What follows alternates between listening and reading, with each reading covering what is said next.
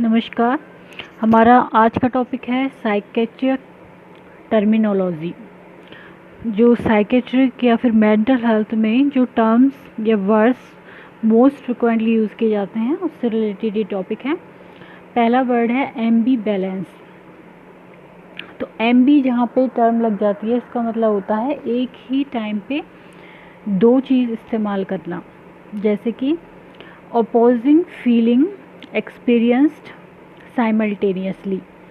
Opposing जैसे कि love और हेट, दो अपोजिट फीलिंग है, लव करना और हेट करना। और जैसे कि गुड और बैड, ये दो अपोजिट फीलिंग है, अच्छा और बुरा। तो ये दोनों फीलिंग एक ही साथ उस पर्सन को फील होती हैं और वो एक ही टाइम पर साइमल्टेनियसली, मतलब एक ही टाइम पर दो फीलिंग उसको महसूस होती हैं। तो ये होता है एम्बी बैलेंस। एम्बी बैलेंस का एग्जाम्पल है जैसे कि एक student feels both love and hate towards his teacher.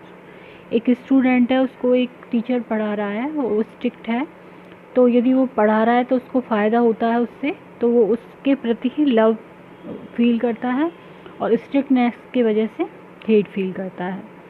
तो ये होता है एम्बिवैलेंस, मीन्स अपोजिट फीलिंग साइमल्टेनियसली, एक ही टाइम पे दो अपोजिंग फीलिंग महसूस करना। नेक्स्ट आता है टर्म एनहेडोनिया। एनहेडोनिया का मतलब होता है द इनएबिलिटी टू एक्सपीरियंस और even imagine any pleasure in acts that are normally pleasurable. वो कार्य या वो काम जो कि नॉर्मली प्लेजर देते हैं आदमी को, उससे करने से उसको आनंद की अनुभूति होती है, उस काम को करने से भी वो जो व्यक्ति है जिसको एनहेडोनिया है वो उसको एक्सपीरियंस नहीं करता, प्लेजर को, आनंद को उसमें महसूस नहीं कर सकता, इमेजिन भी नहीं कर सकता कि इस काम में उसको आनंद आएगा। तो यही हो गया द इनएबिलिटी टू एक्सपीरियंस करने की इनएबिलिटी, और इवन इमेजिन करने की भी एबिलिटी नहीं होती उसमें। एनी प्लेजर इन एक्ट, किसी भी काम में आनंद प्राप्त करने की, दैट आर नॉर्मली प्लेजरेबल, जो कि नॉर्मली प्लेजरेबल होते हैं, जैसे कि म्यूजिक सुनना, संगीत सुनना नॉर्मली प्लेजरेबल होता है, गार्डनिंग करना नॉर्मली प्लेजरेबल होता है, तो उसमें भी उसको प्लेजर या आनंद नहीं मिलता। तो इसका एग्जाम्पल है a patient no longer enjoys gardening और कुकिंग। एक पेशेंट है जो कि एन्जॉयबल प्लेजरेबल एक्टिविटी है जैसे कि गार्डनिंग और कुकिंग, उसमें भी उसको इनेबल टू एक्सपीरियंस प्लेजर। तो ये हो गया एनहेडोनिया। थर्ड जो वर्ड है वो है एग्नोसिया। एग्नोसिया का मतलब होता है कि जो फैमिलियर फेसेस हैं वो व्यक्ति उनको पहले जानता है, फैमिलियर ऑब्जेक्ट हैं, ऐसी चीज़ें हैं जिनसे वो फैमिलियर है, पहले से उनको पहचानता है। फैमिलियर साउंड है, कोई भी साउंड उसको जानता है, उसको वो पहचान नहीं पाया, तो ये हो जाता है agnosia. An impaired ability to recognise familiar faces and objects and sounds. Impaired ability, उसकी एबिलिटी इम्पेयर हो जाती है टू रिकॉग्नाइज, पहचानने की, किसको पहचानने की, फैमिलियर फेसेस, जो फैमिलियर फेस हैं उनको, ऑब्जेक्ट हैं उनको, और साउंड है उनको। तो ये हो गया एग्नोसिया। एग्नोसिया मीन्स वो फैमिलियर फेस को, ऑब्जेक्ट को, साउंड को पहचान नहीं पाता। नेक्स्ट वर्ड आता है एलोगिया। ये है alogia has been called a poverty of speech और a reduction in the amount of speech. Poverty of speech, जो वो बोलता है उसकी बोलने में कमी आ जाती है। अमाउंट ऑफ स्पीच मीन्स जैसे कि कोई ज़्यादा वर्ड बोल रहा है तो वो कम वर्ड इस्तेमाल करेगा, ज़्यादा तेज आवाज़ में बोल रहा है तो वो कम धीमी आवाज़ बात करेगा। तो ये हो गया poverty of speech and reduction in amount of speech, उसको बोलते हैं हम एलोगिया। नेक्स्ट वर्ड है इकोलेलिया। ईको, ईको का अर्थ होता है जैसे कि एक खाली कमरा है और उसमें हम कुछ बोलते हैं तो ईको सुनाई देती है, हमें हमारी आवाज़ वापस से सुनाई देती है, एक तरह से वो नकल होती है। तो इस तरह से ये ईको वर्ड यूज़ किया गया है यहाँ पे। तो इकोलेलिया, इकोलेलिया का मतलब क्या है? Involuntary repetition of words spoken by others. कोई व्यक्ति बोल रहा है कुछ वर्ड को, उनको सामने वाला व्यक्ति इनवॉलेंट्री उनको रिपीट कर रहा है, जैसे कि एक पैरट करता है, पैरट टॉक भी बोलते हैं इसको। जैसे पैरट से हम जो बोलते हैं, जैसे राम बोला उसको तो वो वापस से रिपीट करता है राम, ऐसे ही राम राम बोलता रहेगा वो। तो इसी तरह से इकोलेलिया में जो सामने वाला व्यक्ति वर्ड बोल रहा है वो पेशेंट इनवॉलेंट्री बोलता रहता है उसको। और इकोलेलिया की कंडीशन छोटे बच्चों में भी होती है, जैसे उनके सामने कुछ बोलते हैं यस या नो तो वो उसी वर्ड को बार बार यस नो बोलते रहते हैं, तो ये पैरट टॉक भी कहलाती है इकोलेलिया। नेक्स्ट जो टर्म है वो है इकोप्रेक्सिया, इसमें भी इको टर्म है। इकोप्रेक्सिया में क्या होता है, जो सामने वाले व्यक्ति की मूवमेंट है उनको वो पेशेंट कॉपी करता है इनवॉलेंट्री। जैसे हाथ उसने ऊपर किया तो उसका हाथ भी इनवॉलेंट्री ऊपर गया, वो घूमा तो वो व्यक्ति भी, पेशेंट भी घूमा। तो इस तरह से उसकी मूवमेंट का वो इनवॉलेंट्री रिपीटिशन करेगा इकोप्रेक्सिया में। तो इकोप्रेक्सिया क्या है? It is involuntary repetition of another persons actions और मूवमेंट। इनवॉलेंट्री रिपीटिशन होता है यहाँ पे किसी दूसरे व्यक्ति की मूवमेंट का या उसके एक्शन का।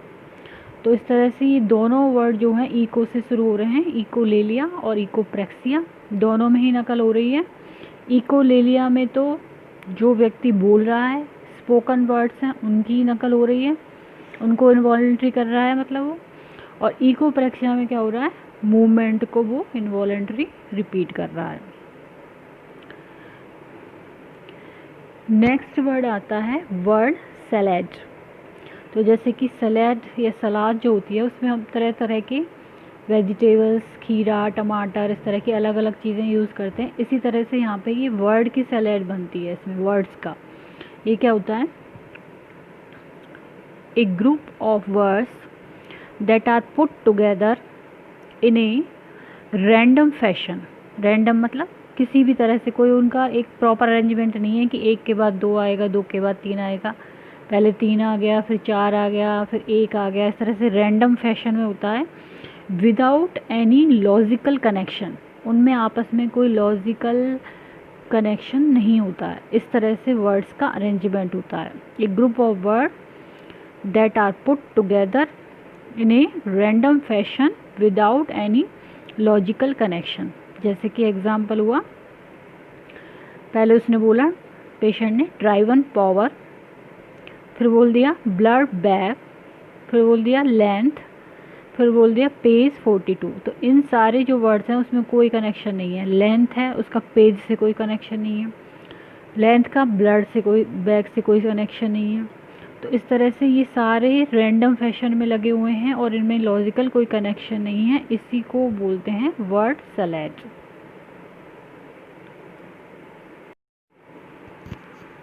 नेक्स्ट वर्ड है पर्जवरेशन।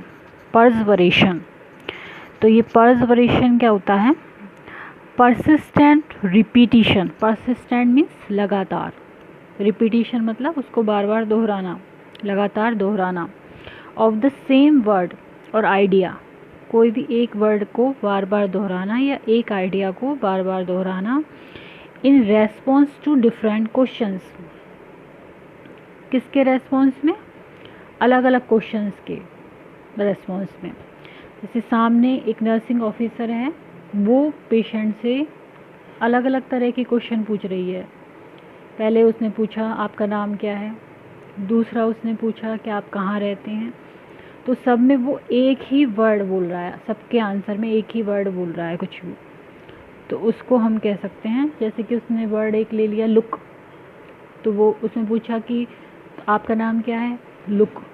तो इस तरह से पर्सवरेशन में persistent repetition of the same word or idea in response to different questions. Example इसका देख लेते हैं। The patient repeats the phrase look in the bucket over there.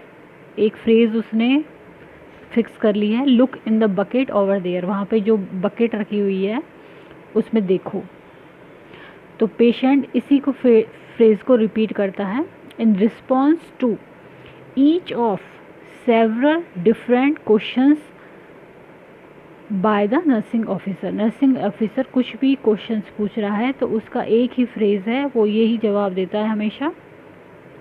कोई भी फ्रेज वो अपने मन में उसके दिमाग में आ सकता है, उसी फ्रेज को हर क्वेश्चंस पे वो बोल देता है। जैसे look in the bucket over there, इस कंडीशन में, इस एग्जांपल में पेशेंट ने ये फ्रेज फिक्स कर ली है और वो हर जो भी क्वेश्चन पूछ रहा है नर्सिंग ऑफिसर उसका यही आंसर दे रहा है। तो ये वर्ड हो गया पर्सवरेशन।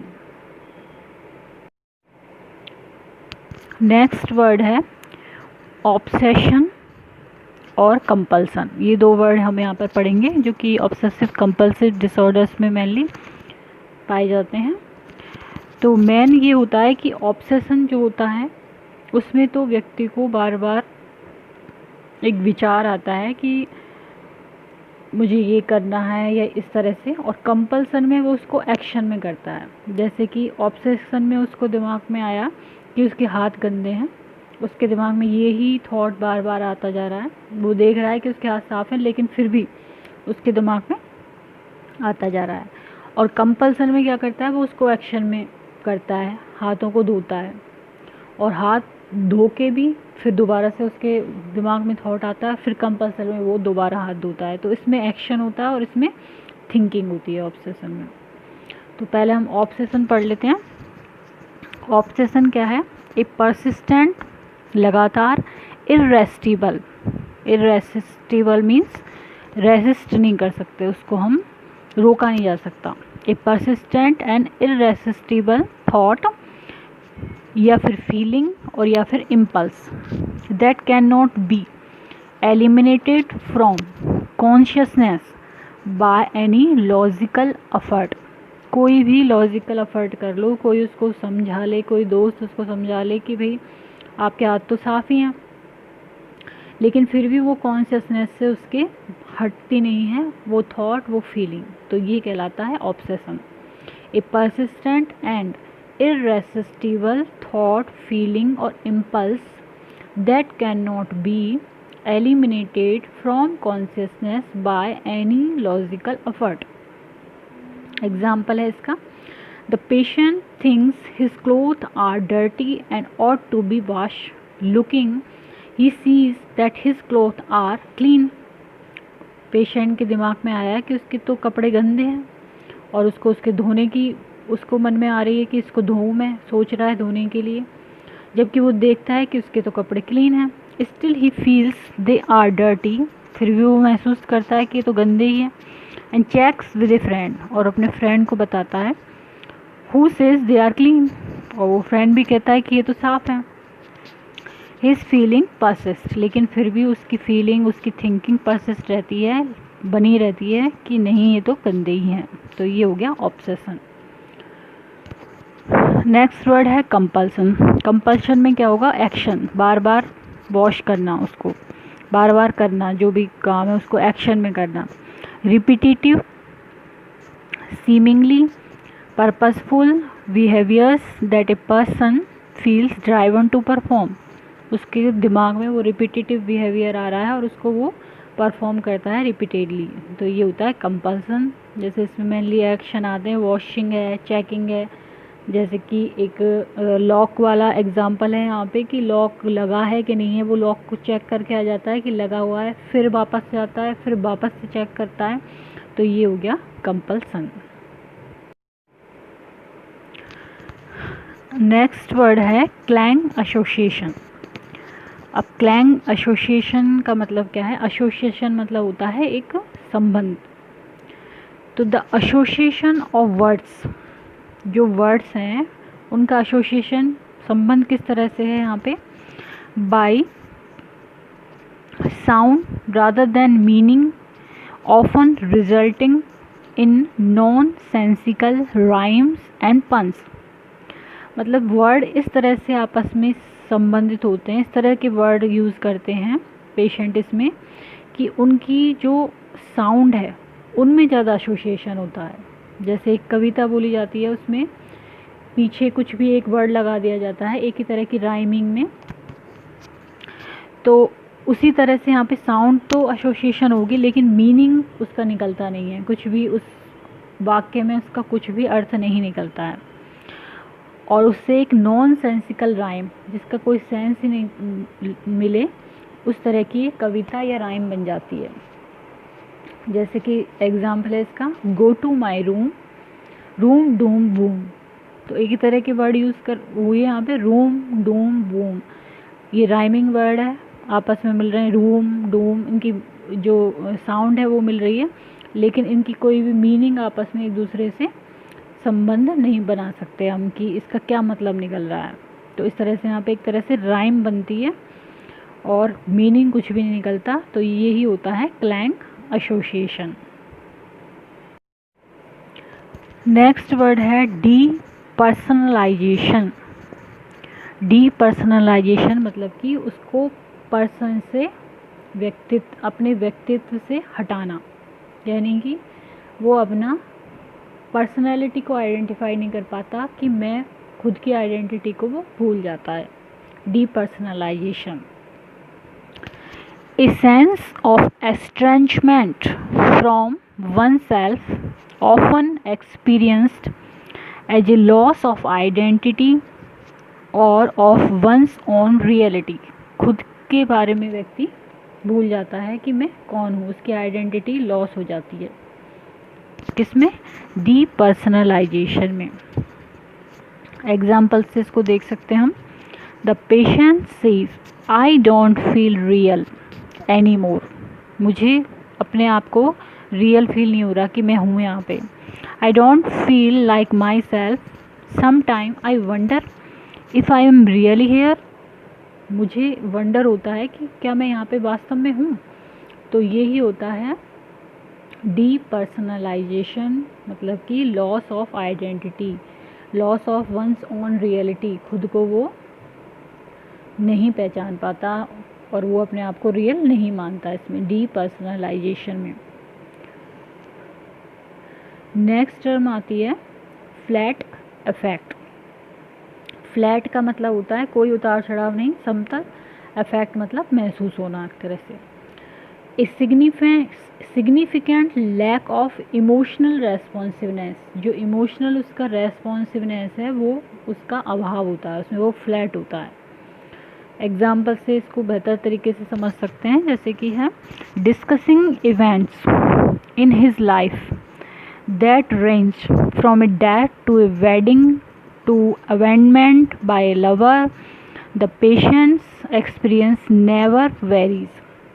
उससे पेशेंट से डिस्कस करी जा रही हैं उसकी लाइफ इवेंट, जिसमें उसके किसी की डेथ, रिलेटिव की, वेडिंग की, शादी की बात होने लगी, फिर बीच में फिर अवेंडमेंट बाय लवर, कोई लवर उसको छोड़ के चला गया। तो इसमें अलग अलग वेरिएशंस हैं, लेकिन पेशेंट के जो एक्सप्रेशन है उस पर कोई भी उसको अंतर नहीं दिखाई देता, उसका एक ही तरह का इफ़ेक्ट रहता है, एक ही तरह से वो रेस्पॉन्स होता है उसका। तो ये होता है फ्लैट इफ़ेक्ट उसके इमोशंस में। जैसे कि कोई हंसने की बात है तो उसमें व्यक्ति हंसता है, लेकिन इसमें हंसता नहीं है। रोने की बात है तो रोता है, तो रोता नहीं है। तो ये हो गया एक तरह से flat effect.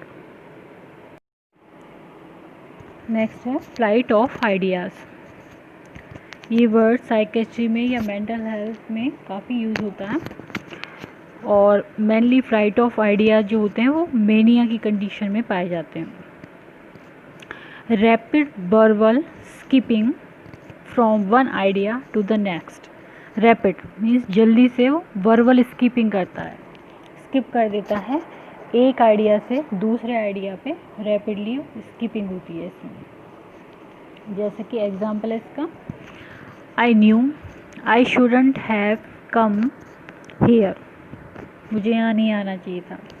That's a pretty dress, अभी यहाँ नहीं आना चाहिए था, इस वाले सेंटेंस को छोड़ के वो प्रेटी ड्रेस पे आ गया। That's a pretty dress you are wearing.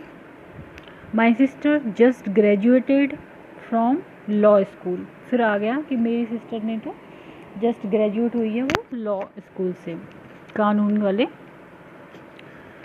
की पढ़ाई से।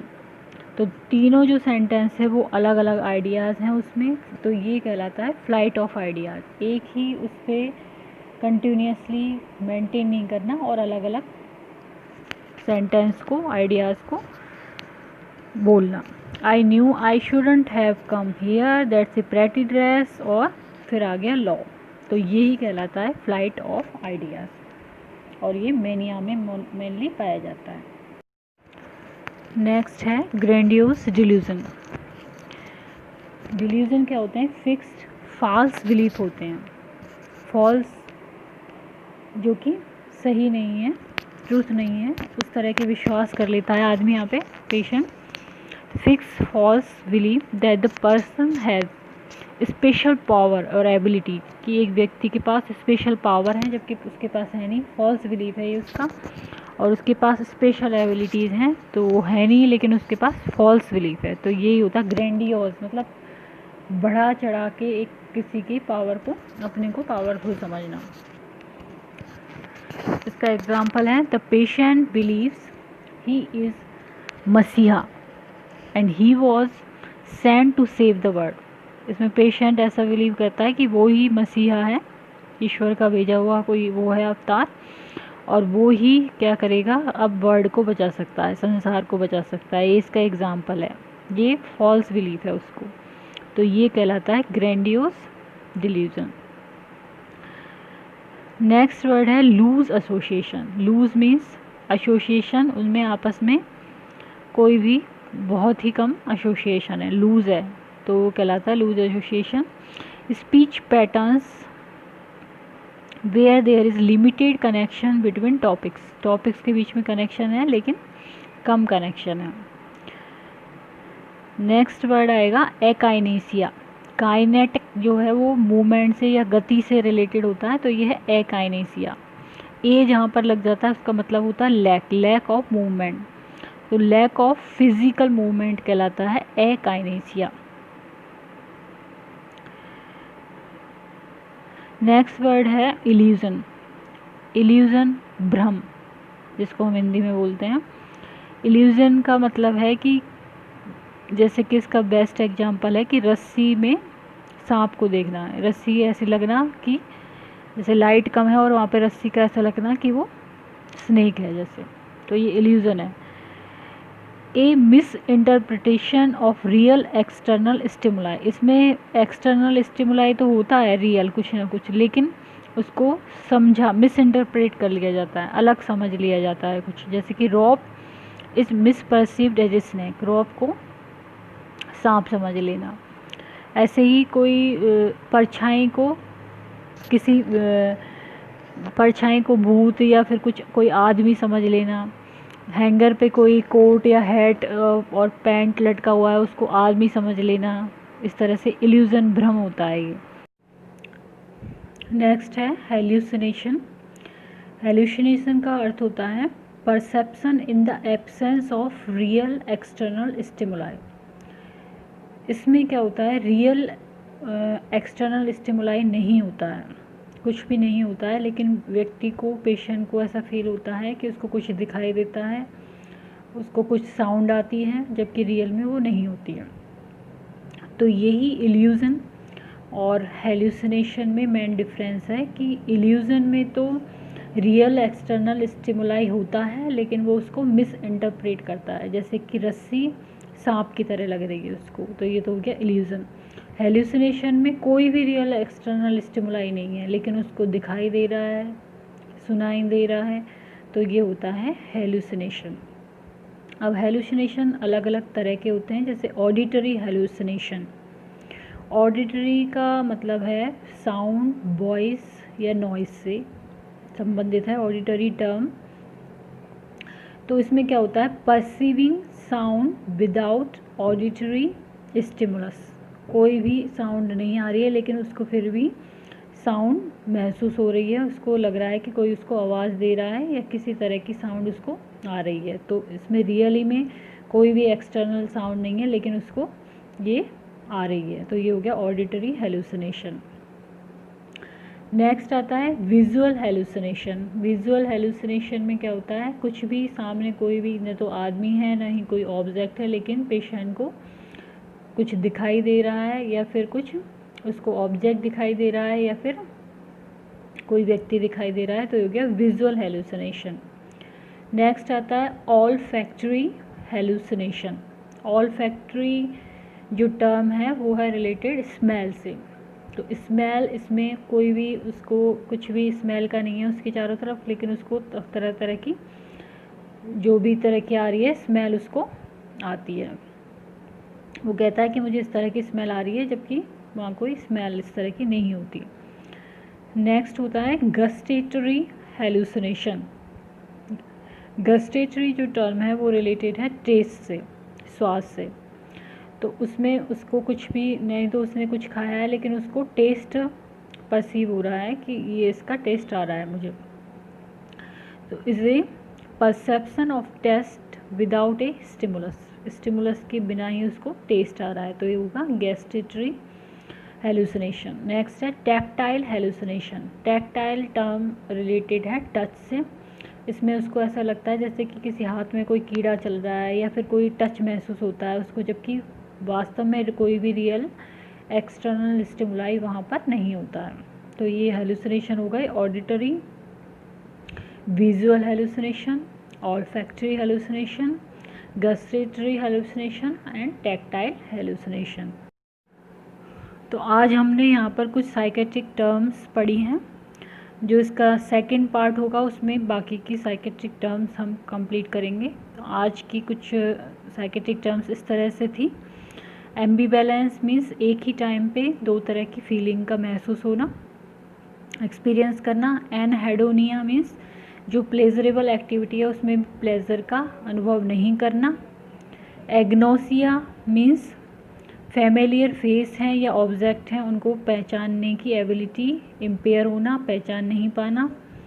एलोगिया means poverty of speech, speech जो है वो कम होना और उसकी अमाउंट कम होना।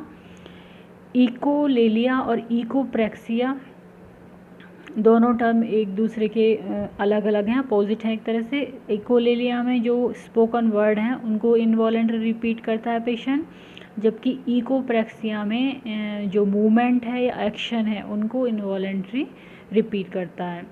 वर्ड सलैट की तरह ही है, जिसमें कि वर्ड्स जो होते हैं वो अलग अलग, जिनमें आपस में कोई लॉजिकल कनेक्शन नहीं होता, वो मिला दिए जाते हैं। पर्सवरेशन में क्या होता है कि पेशेंट जो होता है हर क्वेश्चन का एक ही जवाब उसके पास रहता है और उसी को बार बार वो देता रहता है, ये होता है पर्सवरेशन। नेक्स्ट आता है ऑब्सेशन और कंपल्सन। ऑब्सेशन में थिंकिंग परसिस्टेंट रहती है और उसको रोक नहीं पाता वो व्यक्ति, और कंपल्सन में उस एक्ट को वो बार बार करता है। जैसे वॉशिंग की थिंकिंग आना कि मेरे कपड़े गंदे हैं, ये तो हो गया ऑब्सेशन, और उसको वॉश करना बार बार कपड़ों को, ये हो गया कंपल्सन।